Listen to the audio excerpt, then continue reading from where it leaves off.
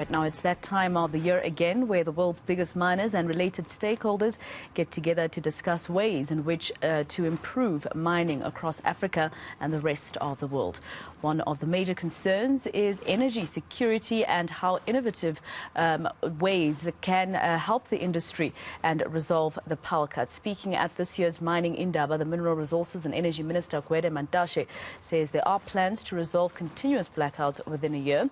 Rofhiwa Madzena is in Cape Town covering the Indaba for us, and she joins us now live. Rofhiwa, obviously, you know, I always remember my conversation with you when Stats SA released the employment rate in South Africa, and you said at some point mining and industry were the ones who created the jobs that we saw improve.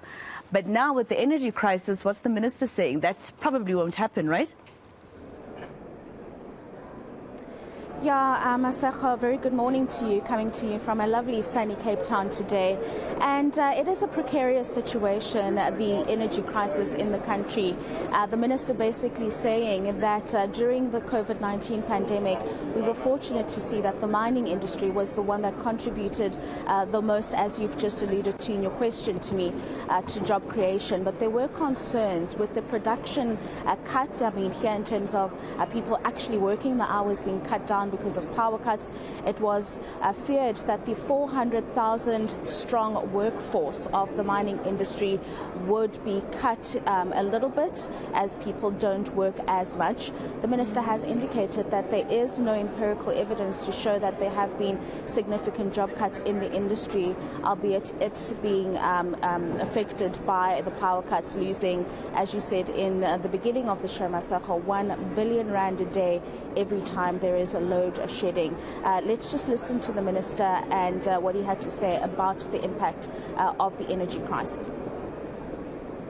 South Africa experienced more power supply disruption in 2022. This led to the decline in mining production across commodities.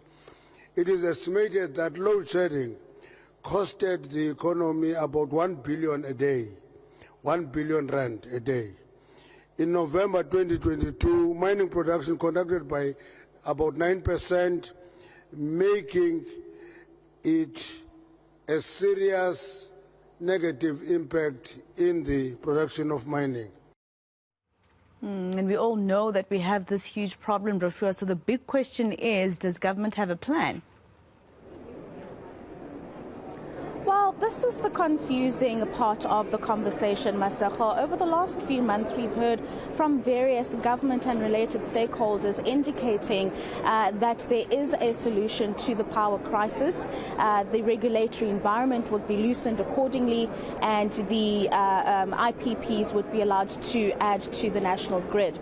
Here's the catch. The mining industry says it's got over 10 gigawatts of power that it is willing to put through. It is the regulatory environment that has slowed down that particular process. And the problem here, Masako, is that while production of mining commodities has come down, demand has increased. So because of the power cuts, partly the mining industry is not able to meet the export demand that has increased, particularly in coal, as the whole world faces energy issues and looks to coal as a solution. So the minister says that within about a year there will be some form of resolution and extra capacity added onto the national grid. But we've heard 12 to 24 months, Masako, 18 to 36 months. So there's a lot of confusion about when we'll actually see some sustainability. But let's just listen to what the minister had to say there. As a Department of Mineral Resources and Energy, we've put 4 points that we think need attention if we are going to overcome load shedding within the next 12 months. The first one is improving electricity availability factor through a focused funded planned maintenance and existing power stations, procurement of emergency and short-term power from existing facilities and other private power plants, and purchase additional electricity from neighboring countries which can be unblocked in the short-medium term. If neighboring countries offer surplus energy, we must access it. And lastly is to improve the skills capacity at ESCOM. This proposal has been put forward to for resolving load shedding in the next 12 months, and this will give us space to work on long-term energy security for the country. And Rofhiwa, the Minerals Council, I mean, their members are some of the biggest mines. What are they hoping to hear, or what are they hoping to be addressed at this Indaba? The Minerals Council being very hard on the stakeholders that are handling the regulatory environment policies and laws, because their members want to be able to produce the kind of revenues that we saw during the pandemic that gave SARS quite a nice surplus in revenue that contributed to our fiscus. But they really want there to be a conducive environment in which to do this. One of the sore points for the Minerals Council, Masego, is Transnet. At one point they indicated that the backlogs and the infrastructure issues at Transnet are just as bad as load shedding, because those export opportunities that we lose result in billions of rands that companies don't get because they can't get their products across our shores. And so that is what they are hoping will be addressed. But here's some other insights from the CEO, Roger Baxter, on what he hopes will be the focus points of this Indaba.